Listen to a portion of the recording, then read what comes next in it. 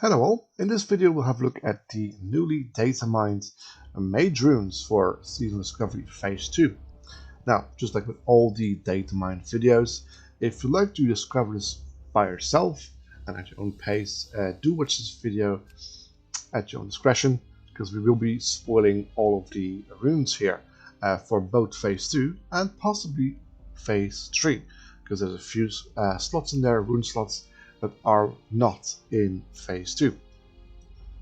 And just like with all the other videos about the data mined runes, take this with a pinch of salt, because not everything might be available in Phase 2 or might be altered before the launch, which is in a few short hours actually.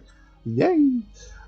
So if it's not entirely there, don't be surprised, because the devs do hotfix change things on the fly for Seasonal Discovery, which is fantastic.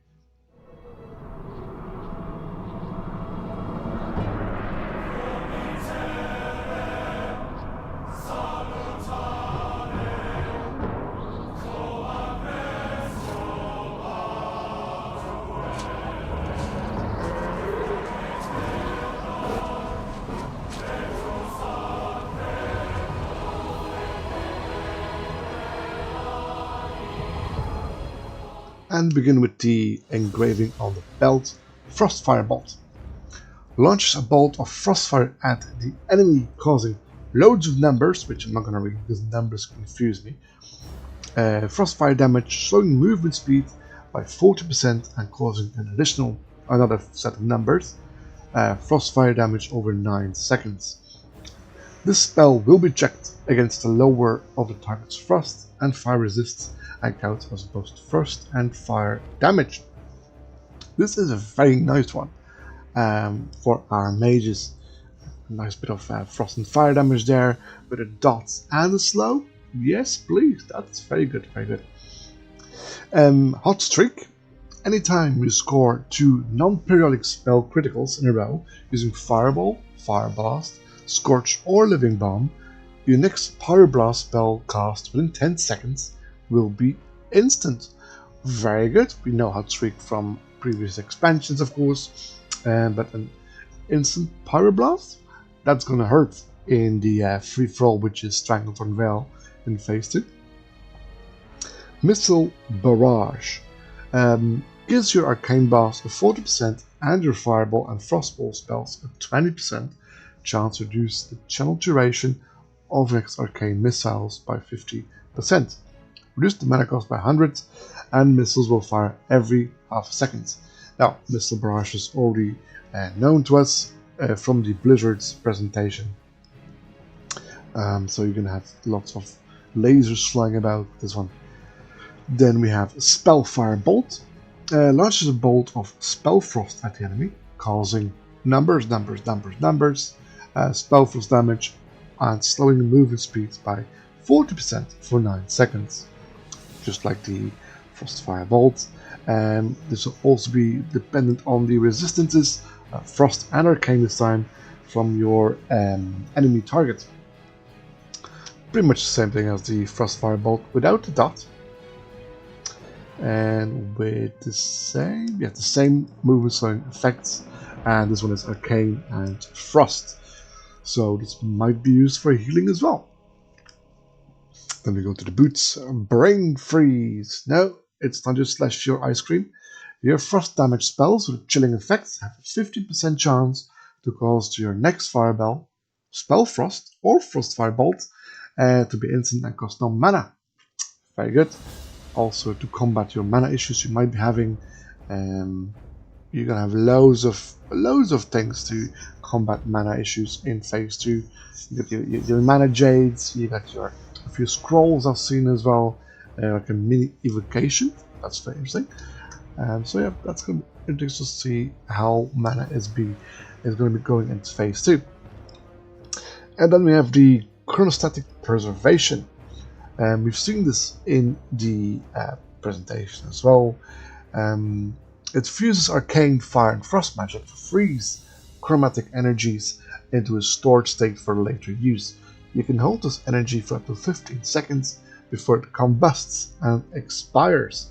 When unleashed, It heals a friendly target for whatever numbers these are.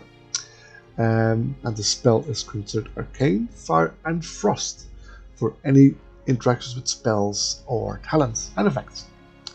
So that's pretty good. Now I wonder what happens when it combusts. Will it damage you or not? That's pretty interesting. Then we have the Balefire Bolt. It unleashes a reality distorting boost of raw magic at your enemy, dealing numbers, spellfire damage. Each time you cast Balefire Bolt, the damage of your next Balefire Bolt within 30 seconds will be increased by 10% and your spirit will be decreased by 10% for 30 seconds. Both stacking up to 10 times. So you could be looking at an increased damage of a Balefire Bolt of 100%. Oh, very good. If your spirit reaches 0 as a consequence, you will immediately die. Oh, that's fun. This spell will be checked against a lower of a target's arcane and fire resists. This is a very interesting spell. So you have to be careful not to reach 0 spirit. So you don't want to do 10 stacks because that's 100% of your spirit. So you stop after 9 stacks because that's 90%, and then just let the, I assume it's a buff or debuff, just roll off. It's 30 seconds, and then you can do it all again. That's a very interesting way of playing. Then we have displacement on the bracers, teleports back to where you last cast Blink from, and resets the cooldown on Blink. And it's only usable within 10 seconds when you last cast Blink. That's very cool. That's it. That looks to me more like a PvP talent. That's a very interesting iteration of using Blink. Then we have Molten Armor. We're all used to Molten Armor by now. Causes some members fire damage when hit, increases your spell critical strike chance by 5%, and reduces the chance you are critically hit by 5%. And of course, only one type of armor spell can be active on the mage at any time. And just like the other armors, like Frost Armor and Mage Armor, it lasts 30 minutes. Then we have the helmet. Deep Freeze stuns the target for 5 seconds, only usable on frozen targets, deals number target damage to targets firmly immune to stun. Okay, so if it doesn't stun you, you deal quite a bit of damage there. That's very good.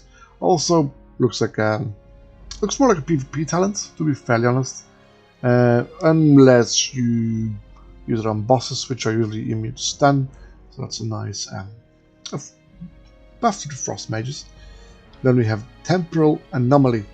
Launches an orb of temporal energy which slowly moves forward, and every 2 seconds grants all nearby party members a shield, absorbing some damage for 15 seconds. That is pretty cool.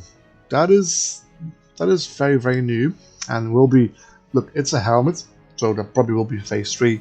Will be a nice addition to the healing mage skill set. So you can have a shielding mechanism now as well, which is on a bit like the fire orb thing you have. That's pretty cool. Then we have Engraved Boots spell power. Increases critical damage bonus of all spells by 50%. There we go, flat out 50% increase to critical damage bonus of all your spells. Yes, very interesting things for the mages. Mages are starting to look very, very, very good for phase 2. I mean, they were the hero class of phase 1, so I'm not sure what we expected, but very interesting playstyles coming up for mages. Now, as I said before, do take this with a pinch of salt. Not everything might be in the game, or it might not be in the game as you've seen it in this video here. Thank you for watching. If you did enjoy the video, please leave a like. If you'd like to see more content like this, do feel to subscribe. See you in the next one. Bye now.